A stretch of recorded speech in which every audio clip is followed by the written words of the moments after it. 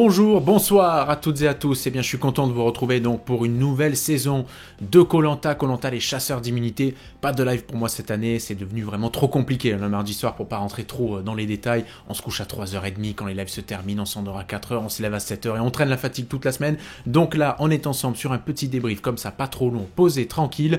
Et je vous poserai quelques questions. Restez bien jusqu'à la fin du live ou sinon, regardez bien la timeline du live, le sommaire si vous préférez, dans la description parce que là, je vous indique toutes les étapes en fait du live et vous cliquez où vous voulez aller voir, etc.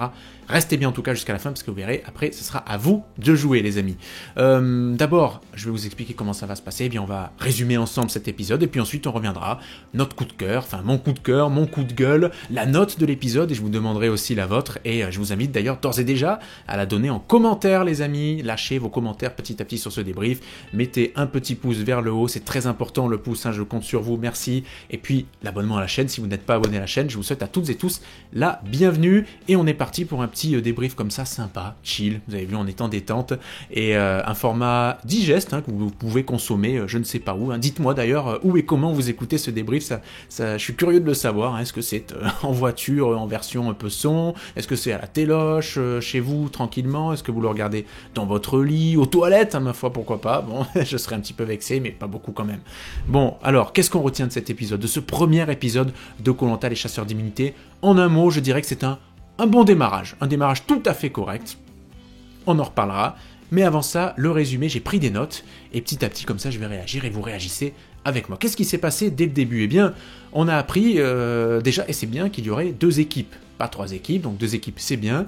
2 équipes qui étaient, vous l'avez vu, directement constituées, hein, d'accord, pour que forcément les niveaux soient à peu près équitables d'une équipe à une autre. Et effectivement, les 2 premières épreuves ont donné raison à la production, parce que la première épreuve de ce Koh-Lanta, les chasseurs d'immunité, a été remportée par les jaunes, l'épreuve de confort, et la seconde, donc, l'épreuve d'immunité par l'équipe rouge. Bon, très vite, on a eu le premier portrait, c'est celui de Jean, hein, le charpentier. Vous avez vu, on nous les met à l'honneur, à nos charpentier. Il y a Jean qui est donc chez les jaunes, si je dis pas de bêtises. Non, c'est Sébastien qui est chez les jaunes et Jean qui est chez les rouges, ou inversement, je ne sais plus. C'est pas très grave.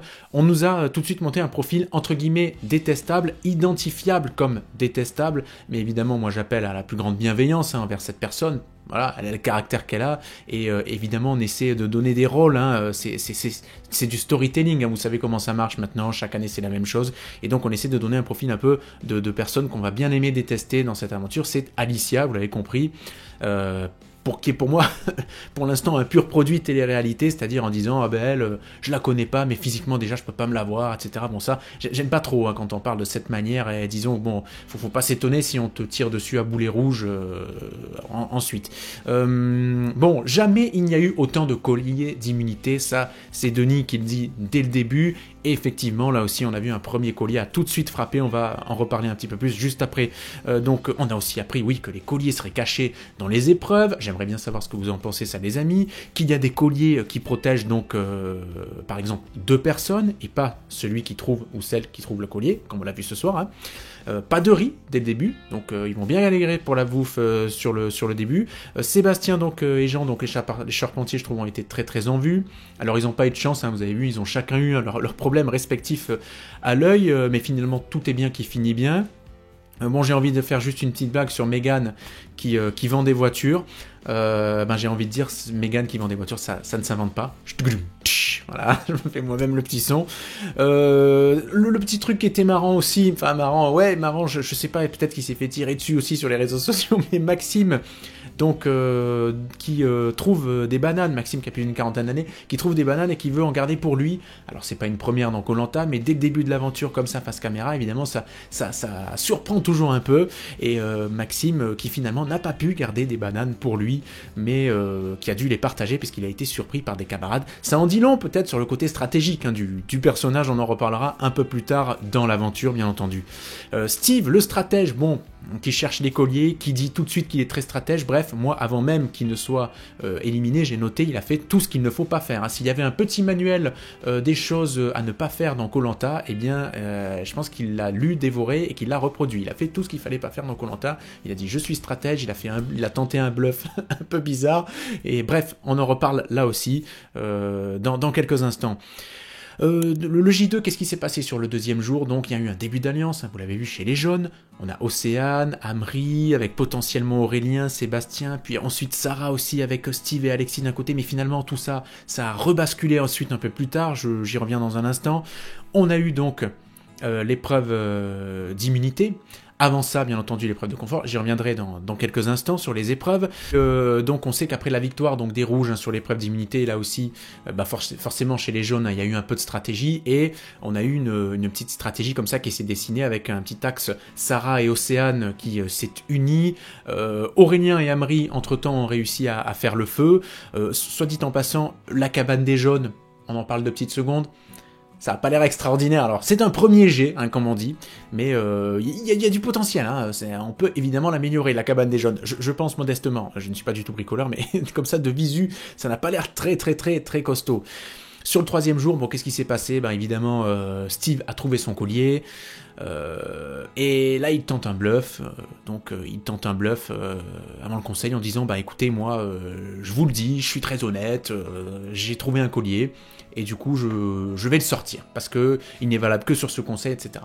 Bon, on a essayé de nous faire croire, on a fait mine de nous faire croire un peu que tout le monde avait un peu plus ou moins compris le bluff, avec certaines réserves tout de même, mais bon, quand on voit le résultat des votes, je pense que c'était assez clair et net, on a compris donc en grande majorité qu'il bluffait quand même Steve, et effectivement il y a eu des doutes qui ont été émis directement pendant le conseil sur le fait que son collier cachait quelque chose, et effectivement ça cachait quelque chose. Ce n'est pas Steve qui était protégé, mais il a protégé deux aventuriers donc de son choix. D'ailleurs il a décidé de protéger Sébastien et Pauline qui était très étonnée, et on a vu le résultat des votes, donc 4 votes contre Nathalie et 6 votes contre Steve. Il n'y a pas trop de débat là-dessus. Steve est donc éliminé après avoir tenté son coup de poker. Maintenant, les points, les questions du jour, c'est la deuxième et la dernière partie de ce débrief sur les résultats des épreuves. On a vu donc épreuve de confort. La récompense à la clé, c'était Byzance, comme on dit. C'est une scie, un marteau, des fils et du bois pour pouvoir se faire presque du tout confort. Ils ont fait all-in, tout de suite, comme on dit au poker. Ils ont donné tout plein de choses intéressantes pour fabriquer plein de choses. Et l'épreuve de confort, soit dit en passant, je ne sais pas ce que vous en avez pensé, il me semble que c'était dans la proposition là un peu inédite, il y a déjà eu des épreuves du bélier, mais ce bélier comme ça là et tout, je pense que c'était peut-être un peu inédit, non il me semble, je sais pas, je me rappelle plus, un bélier de 100 kg donc qui franchissait en fait 5 obstacles, pas mal comme concept en tout cas, avec une victoire des jaunes, une meilleure coordination, assez nette et sans bavure, j'ai l'impression, même si moi au départ je me suis dit les rouges vont gagner, au final ce sont les jaunes qui ont gagné. Sur l'épreuve donc d'immunité, il y a eu un petit débat en fait, parce que vous l'avez vu à un moment donné, donc les rouges ont évité de Alicia et je ne sais plus qui, je crois, comment il s'appelle, pas Pierre, non j'ai oublié son prénom, ça va mettre du temps à s'intégrer, mais Alicia et un autre candidat n'ont pas pu franchir la fameuse corde tendue.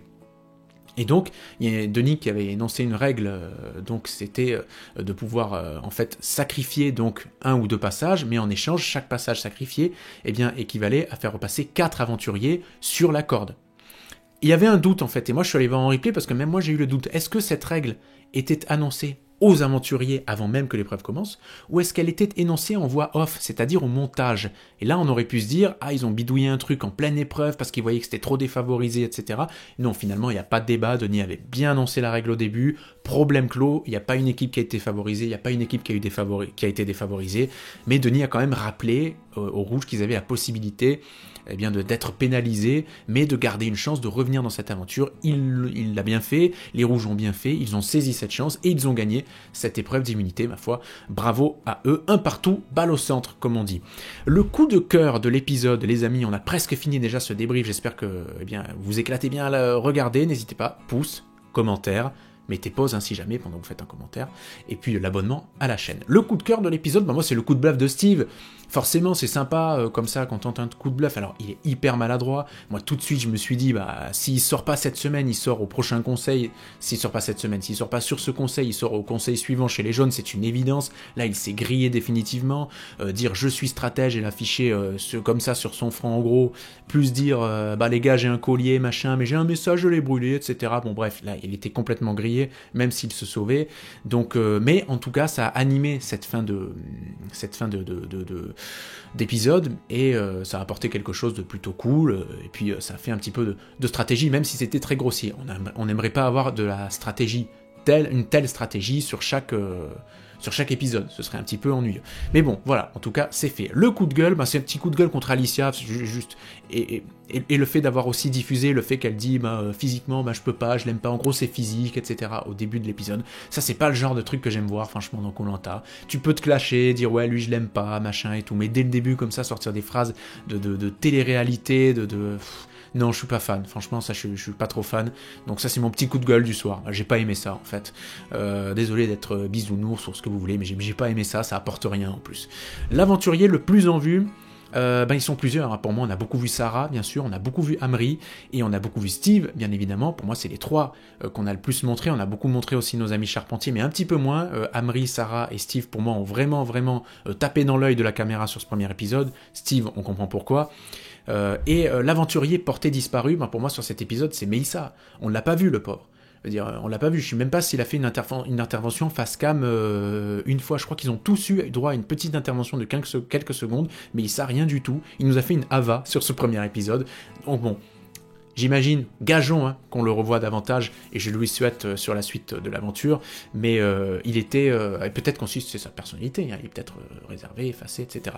Le conseil et les résultats, on en a parlé, bien entendu, Steve est parti, 6-4, il n'y a pas de débat, plus personne n'a de collier, on repart à 0 pour le début du deuxième épisode et le 4e jour de l'aventure la semaine prochaine. La note de l'épisode, quelle est votre note, les amis? Quelle note mettriez-vous sur 20? C'est l'heure, hein, on est à l'école, ça y est, on reprend notre petit... maintenant on va mettre des tabliers à l'école, tout ça. On prend notre petit stylo, notre petit carnet de notes, et on note l'épisode. Moi j'ai mis une note de 12 sur 20, parce que c'est un démarrage correct. Je mets pas beaucoup plus, parce que on n'a pas eu le... C'est un épisode, qui était un petit peu long, quand même. Mais j'ai trouvé que c'était plutôt, ça se laissait regarder, c'était sympa. J'ai bien aimé le fait que la 3e pub arrive plus tôt que d'habitude, pour qu'on puisse vraiment savourer la fin de l'épisode, l'avant-conseil, le conseil, etc., sans être embêté par la pub, ça c'était mieux. Et par contre, 12 sur 20, pour moi c'est un démarrage correct, un bon démarrage. 12 sur 20 à l'école, c'est assez bien, il me semble. Donc moi c'était un assez bon épisode, je trouve. Voilà, c'était un bon démarrage, et il y a un potentiel dans ce casting, à voir maintenant comment ça évoluera. On terminera, les amis, avec 2 choses. D'abord, les 3 questions du soir. J'ai 3 questions pour vous. La première, est-ce un bon démarrage, justement, pour vous, cet épisode? Voilà. Est-ce que ça démarre bien cette saison? Deuxième question, pour vous, Steve a-t-il eu raison de bluffer?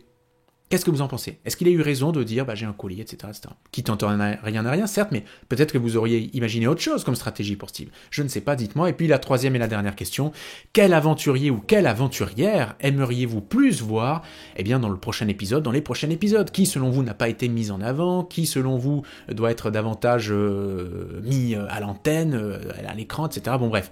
À vous de me dire qui vous aimeriez voir un peu plus sur le prochain épisode, les prochains épisodes. Et puis vous l'avez vu, attention, alerte spoiler les amis. Voilà, je le dis. La semaine prochaine, vous l'avez vu, il y aura un renfort. Alors je n'ai pas compris, donc on a une candidate plus jeune et un candidat plus âgé, plus senior. Donc est-ce que l'un d'eux rejoindra l'une des 2 équipes, ou est-ce qu'ils rejoindront chacune une équipe? Je ne sais pas. Mais en tout cas, il se passera des choses la semaine prochaine aussi, et puis il y aura bien entendu des colliers d'immunité, en veux-tu, en voilà, ça on l'a bien compris. Voilà les amis, j'espère que vous avez apprécié ce petit débrief digeste.